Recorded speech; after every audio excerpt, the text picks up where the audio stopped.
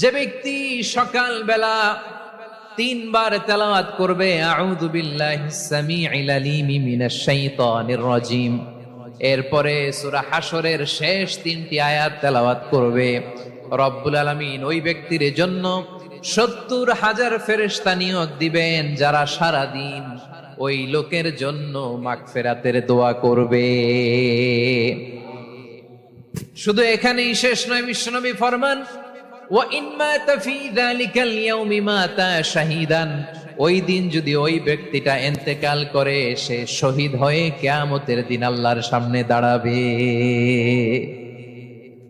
সকালবেলা যদি পড়েন তিনবার আউযু বিল্লাহিস সামিউল আলিম মিনাশ শাইতানির রাজিম তিনবার পড়ে সূরা হাশরের শেষ তিন আয়াত যদি তেলাওয়াত করেন, তাহলে আপনার জন্য আল্লাহ তাআলা ৭০,০০০ ফেরেশতা নিয়োগ করবে।